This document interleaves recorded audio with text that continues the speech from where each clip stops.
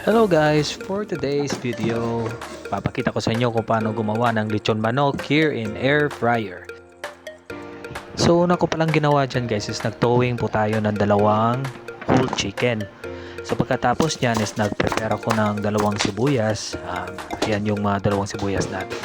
At pagkatapos itong bawang. So prepare lang natin yung mga ingredients natin guys, kagaya nitong asin at saka nitong isang ingredients natin, yung pampalasa, magic sarap. Binalatan ko na rin pala itong bawang. Tsaka dagdag tayo ng pepper, pampalasa. Ayan. Una, lagyan natin ng maraming asin guys. Yan, lalagyan natin maraming asin. At saka, hihimas-himasin natin yan mamaya. Yan. Lalagyan lang natin ng maraming asin guys, yung buong katawan ng manok para pampalasa. Kasi mas masarap yung manok pag maalat eh. Sa akin lang, yun lang yung opinion ko kasi tapos lalagyan natin ng pampalasa. Yun, very simple lang yung gagawin natin sa buong chicken. Dadagdag na natin yung paminta. Yan, pamintang powder. Himas-himasin lang natin to guys at ikalat sa buong katawan. Yes, yung mga ingredients na nilagay natin. Ito kasi yung proseso natin pag nagmamarinate tayo ng manok. Actually, sarili kong recipe ito at masarap naman. Yun yung sabi nila. So, ganito lang yung ginawa ko sa manok.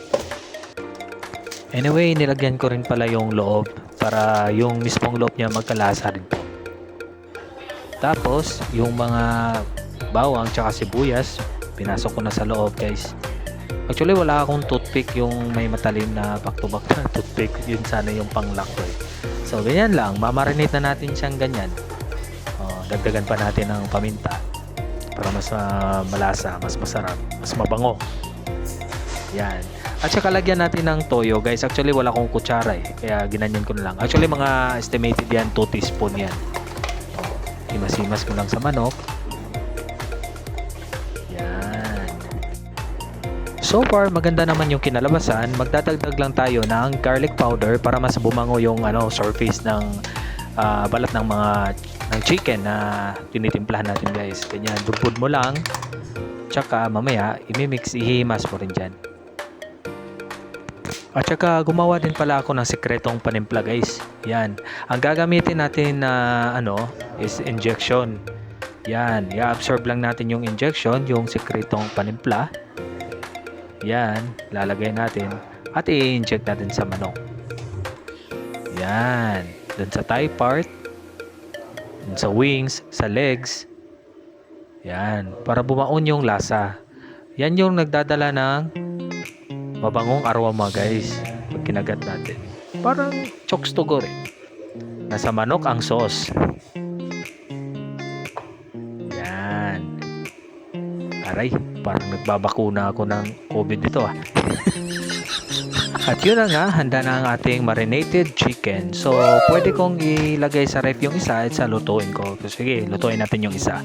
So, ito ngayon, naghahanda na tayo sa ating air fryer. At ito na yung manok na ginawa natin kanina, di ba?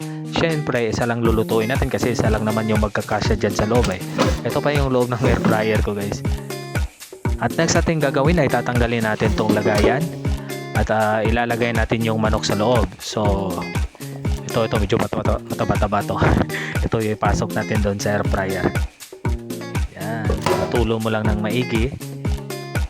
Bango ng chicken. At ipasok na natin ito sa ating air fryer. Yan. So, syempre, plug natin. At iset natin yon sa 30 minutes. So, 30 minutes lang capacity nito guys eh. Yun din yung nakaset doon sa manual niya. At naka 200 degrees tayo para talagang mainit. Tsaka maluto talaga. Maiging maluto talaga. Mula sa balat hanggang sa laman hanggang sa buto. So, yun na nga. Luto na. Tadang! Here is our finished product. So, ito yung lechon manok sa ating air fryer guys. Napakasarap nito guys. Kaya, kayo dyan, baka gusto nyo magluto ng lechon manok na sarili nyong timpla. Try nyo na.